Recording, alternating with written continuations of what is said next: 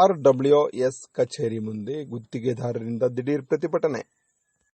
ತುಮಕೂರು ನಗರದ ಕುಣಿಗಲ್ ರಸ್ತೆಯ ಲೋಕೋಪಯೋಗಿ ಇಲಾಖೆಯ ಪಕ್ಕದಲ್ಲಿರುವ ಗ್ರಾಮೀಣ ಕುಡಿಯುವ ನೀರು ಮತ್ತು ನೈರ್ಮಲ್ಯ ಇಲಾಖೆಯ ಕಚೇರಿ ಮುಂದೆ ಆರ್ಥಿಕ ವರ್ಷ ಮಾರ್ಚ್ ಮುಗಿಯುತ್ತಿರುವ ಹಿನ್ನೆಲೆಯಲ್ಲಿ ಪೂರ್ಣಗೊಂಡ ಕಾಮಗಾರಿಗಳಿಗೆ ಸರ್ಕಾರದಿಂದ ಅನುದಾನ ಬಿಡುಗಡೆ ಮಾಡಿದ್ದು, ಈ ಅನುದಾನವನ್ನು ಅಧಿಕಾರಿಗಳು ಮನಸೋ ಇಚ್ಛೆ ಬಳಕೆ ಮಾಡಿಕೊಳ್ಳುತ್ತಿದ್ದಾರೆ ಎಂದು ನೂರಾರು ಗುತ್ತಿಗೆದಾರರು ಪ್ರತಿಭಟನೆ ಕೈಗೊಂಡು ತಮ್ಮ ಆಕ್ರೋಶವನ್ನು ಹೊರಹಾಕಿದ್ದಾರೆ. ಈಗ ಪ್ರತಿ ಸರಿ ಅವರವ್ರ LOC ಬರ್ತಿತ್ತು, LOC ಬಂದಿದ್ನ ಅವರವ್ರ ವರ್ಕ್ ವೈಸೇ ಬರ್ತಿತ್ತು. ಸಪ್ರೇಟ್ 40 ಕೋಟಿ ಬಂದ್ರು 40 ವರ್ಕಕ್ಕೂ 50 ವರ್ಕಕ್ಕೂ 100 ವರ್ಕಕ್ಕೂ ಎಷ್ಟು ಬರ್ತಿತ್ತು ಅಲ್ಲಿಂದಾನೇ ಪ್ರಿಂಟ್ ಆಗಿ ಬರ್ತಿತ್ತು. ಇಲ್ಲಿಂದ ಮತ್ತೆ ಹೋಗಿ ವಾಪಸ್ ಹೋಗೋ ಅಂತ ಕೆಲಸ ಆಗ್ತಿರ್ಲಿಲ್ಲ. ಈಗೇನಾಗಿದೆ, ಪ್ರತಿ ಸರಿನೂ ಈಗೆಲ್ಲ ಅವ್ರಿಗೆ ಬಂದಿದೆ, ಇವ್ರ ಹೆಸ್ರಿಗೆ ಬಂದಿದೆ, ಇವ್ರ ಹೆಸ್ರಿಗೆ ಬಂದಿದೆ ಅಂತ ಇದನ್ನು ಗಾಳಿ ಸುದ್ದಿ ಹಬ್ಬಿಸ್ತಾರೆ.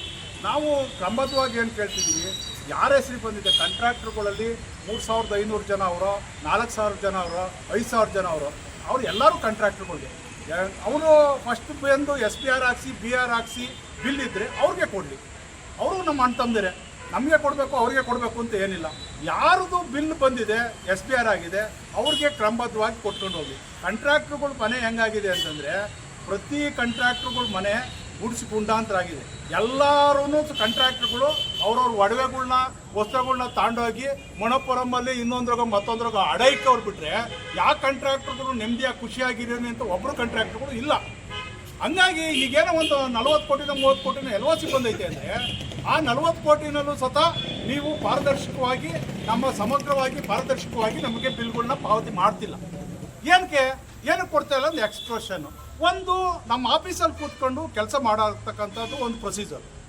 ಆಫೀಸಲ್ಲಿ ನೀವು ನಮ್ಮದೇ ಆದಂಥ ವಾಟರ್ ಸಪ್ಲೈ ಆಫೀಸ್ ಇದ್ದಾಗ ಆಫೀಸಲ್ಲಿ ಕೂತ್ಕೊಂಡು ಕೆಲಸ ಮಾಡಿ. ನೀವು ಕರೆಕ್ಟಾಗಿದ್ದರೆ ಯಾಕೆ ಜಡ್ಪಿಗೆ ಹೋಗ್ತೀರಾ, ಹೋಟ್ಲಲ್ಲಿ ಹೋಗ್ತೀರಾ, ಇನ್ನೊಂದ್ರಾಗ ಹೋಗ್ತೀರಾ, ಬಿಲ್ ತೆಗೆಸ್ತೀರಾ? ರಾತ್ರಿ 5 ಗಂಟೆ ತನಕ ಯಾಕೆ ಕೆಲಸ ಮಾಡ್ತೀರಾ? ಅವತ್ತಿನ ವರ್ಕ್ ಅವತ್ತೇ ಕಂಪ್ಲೀಟ್ ಮಾಡಿದ್ರೆ ಏನಕ್ಕೆ ಈ ಪರಿಸ್ಥಿತಿ ಬರುತ್ತೆ? ಯಾಕೆ ಹಿಂಗೆ ಕಾಂಟ್ರಾಕ್ಟ್ರುಗಳು ಬೇವರ್ಸಿಗಳ ಥರ ಕೂತ್ಕೊಂತಾರೆ? ಅವ್ರ ಮೇಲೆ ನಮ್ಮಗಳನ್ನೇ ಎತ್ಕಟ್ಟೋ ಅಂತ ಕೆಲಸ ಮಾಡಬೇಡಿ.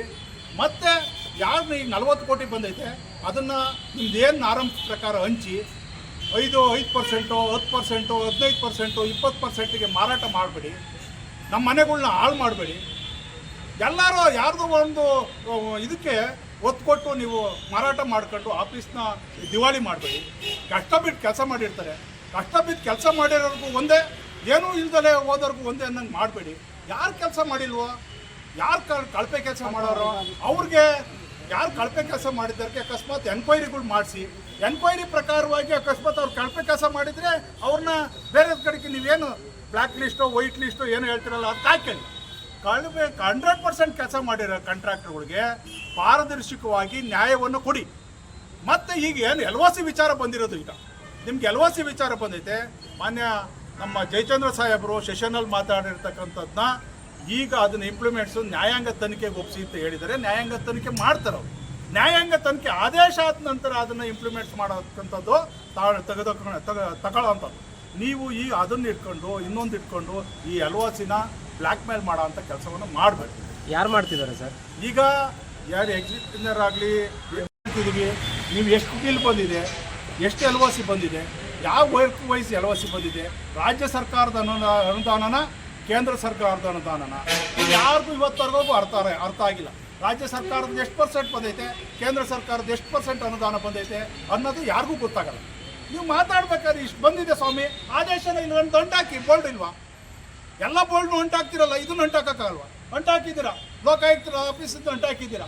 ಬೆಳಗ್ಗೆ ಎದ್ದು ಲಕ್ಷಾಂತರ ರೂಪಾಯಿ ಲಂಚ ಹೋಗ್ತಾನೆ ಇರುತ್ತೆ. ಲೋಕಾಯುಕ್ತರಿಗೆ ನಂಬರ್ ಕೊಡಿ, ಲೋಕಾಯುಕ್ತರಿಗೆ ಕೊಡಿ ಅಂತ ಕೇಳ್ತೀರಾ, ಹಂಗೆ ಅಂಟಾಕಿದ್ದೀರಾ. ಇಲ್ಲಿ ಕೊಟ್ಟನು ಇಸ್ಕೊಂಡಿದ್ದಾನೆ ಹಂಗೆ ಓದೋದು. ಆಮೇಲೆ ಇಲ್ಲಿ ಯಾರ್ದು ಇನ್ಫ್ಲೂಯೆನ್ಸ್ ನಡೀತೈತೋ ಅವ್ರಿಗೆ ನೀವು ಇದನ್ನು ಮಾರು ಹೋಗ್ತೀರಾ. ಇನ್ನು ಸಾಮಾನ್ಯ ಜನಕ್ಕೆ ಯಾರಿಗೆ ಎಷ್ಟು ಬಂದೈತೆ ಅಂದರೆ, ನಿನ್ಗೆ ಬಂದಿಲ್ಲ ಕಣೆ ಅಂದರೆ ನಿನ್ನ ವರ್ಕ್ ಲಿಸ್ಟೇ ತೋರಿಸಲ್ಲ. ಇದನ್ನು ತೋರಿಸಿ ನೀವು 40 ಕೋಟಿ ಯಾರಿಗೆ ಬಂದೈತೆ, ವರ್ಕ್ ವೈಸ್ ಐತಲ್ಲ ನಿಮ್ಮ ಹತ್ರ. ಕೇಂದ್ರ ಸರ್ಕಾರ ಬಂದನು ಅಷ್ಟೇ ತಾಂತಾನೆ. ಯಾರಿಗೂ ನನಗೂ ಹೆಚ್ಚಾಗಿ ಕೊಡಬೇಡಿ, ಇನ್ನೊಬ್ಬನಿಗೂ ಹೆಚ್ಚಾಗಿ ಕೊಡಬೇಡಿ. ಹೆಚ್ಚು ಯಾರಿಗೆ ಕೊಡಬೇಕು ಅನ್ಸುತ್ತೋ ಅವ್ರಿಗೆ ವರ್ಕ್ ವೈಸ್ ಬಂದೈತಲ್ಲ ಅವ್ರಿಗೆ ಪೇಮೆಂಟ್ ಕೊಡಿ. ಅದನ್ನು ಬಿಟ್ಟು ನೀವು ತಪ್ಪು ಮಾಡಿಲ್ಲ ಅನ್ನೋದಾದರೆ, ಯಾರೋ ಇನ್ನೊಬ್ಬ ಎದುರಿಸ್ತಾನೆ ಅನ್ನೋದಾದರೆ, ನೀವು ನಾಳೆಗೆ ಇನ್ನೊಬ್ಬ ಬಂದು ಎದುರಿಸ್ತಾನೆ, ನೀವು ಯಾಕೆ ಹೋಗಿ ಬೇರೆ ಆಫೀಸಲ್ಲಿ ಕೂತ್ಕೊತೀರಾ? ಅಂಥ ತಪ್ಪು ಏನಾಗಿದೆ? ತಪ್ಪು ಮಾಡಿರ್ತಿದ್ದಾನೆ ನೀವು ಆಫೀಸ್ ಬಿಟ್ಟು ಹೋಗ್ತಿರೋದು. ಆಫೀಸ್ ಬಿಟ್ಟು ಹೋಗ್ತಿರೋದು ಯಾವ ಕಾರಣ ಕೇಳಿ? ನೀವು ಹೆದರ್ಕೊಳ್ಳೋ ಅಂತ ಕಾರಣ ಏನೈತೆ ಸ್ವಾಮಿ? ಕಾಂಟ್ರಾಕ್ಟ್ರು ನನಗೆ ಕೊಡು ನಿನಗೆ ಕೊಡು ಅಂತ ಬಂದ್ರೆ ನೀವು ಹೆದರ್ಕೊಳ್ಳೋಂಥ ಪ್ರಮೇಯ ಏನೈತೆ? ಯಾಕೆ ಹೆದರ್ಕೋಬೇಕು ನೀವು? ನಿನಗೆ ಬಂದಿಲ್ಲ ಕಣೆಯ, ನಿನಗೆ ಕೊಡಲ್ಲ, ಅಷ್ಟೇ ತಾನೇ ನಿಮ್ದೇನು ಪೋಸ್ಟ್ಮನ್ ಕೆಲಸ. ನಿಮಗೆ ತಪ್ಪಾಗಿರೋ ತಿದ್ದಿ ನೀವು ಎದ್ರುಕೊಂಡು ಎಲ್ಲೆಲ್ಲ ಕೂತ್ಕೊಂಡ್ರೆ ನಾವು ಎಲ್ಲಿ ಹುಡ್ಕೊಂಡು ಹೋಗ್ಬೇಕು? ಇಲ್ಲಿ ಆಫೀಸಾಗ 3 ಜನ ಯಾರೋ ಟೈಪ್ ಇರ್ತಾರೆ, ಇಲ್ಲಿ ತರಿಸ್ಕೊಂತೀರಾ, ಇದನ್ನು ತಾಂಡಾಗ ಹೋಟ್ಲಾಗ ಇರ್ತಿರೋ, ಡಿವಿಷನ್ ಆಫೀಸಾಗ ಇರ್ತಿರೋ, DC ಆಫೀಸಾಗ ಕೂತ್ಕೊಂಡು ಯಾವುದೋ ಒಂದು ಚೇಂಬರಾಗ ಕೂತ್ಕೊಂಡು ಸೈನ್ ಹಾಕಿ ಯಾಕೆ ಹಾಕ್ಬೇಕು? ಆಫೀಸ್ ಐತಲ್ಲ ನಿಮಗೆ ಕೊಟ್ಟಿರೋಂಥ ಆಫೀಸು, ಕಾರ್ ಕೊಟ್ಟವ್ರೆ, ಸೌಲಭ್ಯ ಕೊಟ್ಟವ್ರೆ, ನಿಮಗೆ ಗನ್ ಮ್ಯಾನು ಇನ್ನು 2 ಮಂದಿಲ್ಲ, ಅವನು ತರಿಸ್ಕೊಳ್ಳಿ. ಅಕಸ್ಮಾತ್ ಯಾವನ್ನ ಜಾಸ್ತಿ ಮಾತಾಡಿದ್ರೆ ಹೊಡೆದಾಕಿ ಅವ್ರು, ಹೊಡೆದಾಕ್ರಿ. ನಿಮ್ಗೆಲ್ಲ ಅಧಿಕಾರ, ಸರ್ವ ಸ್ವತಂತ್ರ ಅಧಿಕಾರನ ಎಲ್ಲ ಕೊಟ್ಬಿಟ್ಟು. ನಿಮಿಷ ಹೇಳಿ, ಸ್ಟಾರ್ಟ್ ಮಾಡಿ ಸರ್. ನನ್ನ ಹೆಸರು ಬಸವರಾಜು, ಕಾಂಟ್ರಾಕ್ಟ್ರು, ರಿಸರ್ವೇಷನ್ ಕಾಂಟ್ರಾಕ್ಟ್ರು. ನಮ್ಗೆ LOC ಡಿಸೆಂಬರು ಒಳಗೆ ನಾವೆಲ್ಲ ಬಿಲ್ ಹಾಕಿದ್ವಿ. LOC ಆಲ್ರೆಡಿ ಬಂದೈತೆ, ಅದರಲ್ಲೂ ಕೂಡ ಅರ್ಧ ಕೊಡ್ತೀವಿ ಅಥವಾ ಎಲ್ಲ ಬಿಲ್ ಪಾಸ್ ಮಾಡಿಸೇವ್ರಿ. ಬಿಲ್ ಪಾಸ್ ಮಾಡಿಸಾದ್ಮೇಲೆ ಅದನ್ನು ನಾವು ಹೋಗಿ ಪ್ರಶ್ನೆ ಮಾಡೋಕ್ಕೆ ಹೋದಾಗ ಜಿಲ್ಲಾ ಪಂಚಾಯತಿ ಆಫೀಸಲ್ಲಿದ್ದರು ನಮ್ಮ ಡಬಲಿ. ಅಲ್ಲಿಗೆ ಹೋದಾಗ ಇಲ್ಲಪ್ಪ ನಿಮ್ಮವೆಲ್ಲ ಹೆಚ್ಚುವರಿಯಾಗಿ ಏನೋ ಕೆಲಸ ಕೊಟ್ಟವ್ರೆ, ನಿಮ್ಮ ಮೇಲೆ ಅನರ್ಹ ಗುತ್ತಿಗೆದಾರರು ನೀವೆಲ್ಲವ, ಯೋಗ್ಯತೆ ಇಲ್ಲ ನಿಮಗೆಲ್ಲ ಅಂತ ಲೆಟ್ರ್ ಬಂದೈತೆ ಅಂಥವ ಏನೇನೋ ಮಾಹಿತಿ ಹೇಳಿ ನಮ್ಮನ್ನು ಸುಮ್ಮನೆ ಮಾಡಿ ಇನ್ನೂ 300 ದಿವಸ ನೋಡ್ಕೊತೀವಿ, ಲೆಟ್ರ್ ಬರ್ದಿದ್ದೀವಿ ಗೌರ್ಮೆಂಟ್ಗೆ ಅಂತೇಳಿ ನಮಗೆ ಸಬೂಬ್ ಮಾಡಿ ಇಲ್ಲಿ ಕಳಿಸಿದ್ವಿ. ನಮ್ಗೆ ಅನ್ಯಾಯ ಆಗ್ತಾಯಿದೆ, ದಯಮಾಡಿ ಇದನ್ನು ನಾವು ಸರಿಪಡಿಸ್ಕೊಳ್ಳಿ ಅಂತ. ತಿಂಗಳಿಗಾಗಲಿ ವರ್ಷಕ್ಕೆ ಆಗಲಿ ಅನುದಾನ ಬಂದಾಗ ಯಾವುದೇ ವಿತೌಟ್ ಗೌರ್ಮೆಂಟ್ ಆರ್ಡ್ರ್ ಬಂದಿರಲ್ಲ.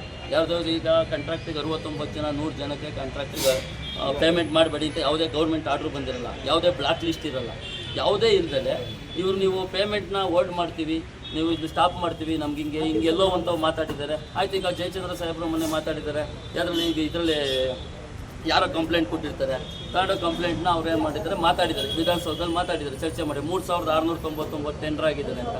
3699 ತನಿಖೆ ಮಾಡಲಿ, ಪೇಮೆಂಟ್ ಯಾವುದೂ ಮಾಡೋದು ಬೇಡ. ಈಗ 40 CR ಬಂದಿತ್ತು, 120 ಕೋಟಿ ಬಂದಿತ್ತು, 120 ಕೋಟಿನ ಹೋಲ್ಡ್ ಮಾಡಲಿ, ತನಿಖೆ ಮಾಡಲಿ, ಒಂದು ಕಮಿಟಿ ಮಾಡಿ. ಅರ್ಧ ಜನಕ್ಕೆ ಮಾಡ್ತೀನಿ, ಅರ್ಧ ಜನಕ್ಕೆ ಬಿಡ್ತೀನಿ ಅನ್ನೋದೇನು ಮಾಹಿತಿ. ಯಾವುದೇ ಗೌರ್ಮೆಂಟ್ ಆರ್ಡ್ರ್ ಬಂದಿಲ್ಲ, ವಿತೌಟ್ ಡಾಕ್ಯುಮೆಂಟ್. ಯಾವುದೇ ಗೌರ್ಮೆಂಟ್ ಆರ್ಡ್ರ್ ಬಂದೈತೆ, ನೋಡಪ್ಪ ನಿಮ್ಗೆ ಗೌರ್ಮೆಂಟ್ ಆರ್ಡ್ರ್ ಬಂದೈತೆ, ನೀವು ಪೇಮೆಂಟ್ ಮಾಡೋಕ್ಕಾಗಲ್ಲ, ನಿಮಗೆ ಬಂದೈತೆ ನಿಮಗೆ. ಜಯಚಂದ್ರ ಸಾಹೇಬ್ರು ಏನು ಹೇಳಿರೋದು, 3600 ಟೆಂಡ್ರು ನಿಯಮಾನುಸಾರ ಇಲ್ಲ ಅಂತ ಹೇಳಿದ್ದಾರೆ. 3600 ಟೆಂಡ್ರು ನಿಯಮಾನುಸಾರ ಚೆಕ್ ಮಾಡಿ. ಸುಮ್ಮನೆ ಯಾವುದೋ ಚೆಕ್ ಆಗ್ಬಿಟ್ಟೈತೆ, ಯಾರೋ ಒಂದು 69 ಜನ ಕಾಂಟ್ರಾಕ್ಟರ್ಸ್ ಇದು ಮಾಡ್ಕೊಂಡಿದ್ದಾರೆ ಅಂತ. ಯಾಕೆ ಎಲ್ಲ ಚೆಕ್ ಮಾಡಲಿ, JJMದು ಎಲ್ಲ ಕೋರ್ಟಲ್ಲಿ ನಿಂತ್ಕೊಂಡು ಚೆಕ್ ಮಾಡಲಿ. ತನಿಖೆನ ಬೇಕಾದ್ರೆ ಇದು CBIಗೆ ಕೊಡಿ, ಲೋಕಾಯುಕ್ತಕ್ಕೆ ಕೊಡಲಿ. ಒಂದಿನ LOC ಕ್ಲಿಯರ್ ಮಾಡಲಿ, ನಾಳೆ ದಿವಸ ಲೋಕಾಯುಕ್ತ ಕೊಡಲಿ, ತನಿಖೆನ CBI ಕೊಡಲಿ. ಬಂದೆಲ್ಲ ತನಿಖೆನ ಇಂಚು ಚೆಕ್ ಮಾಡಬೇಕು.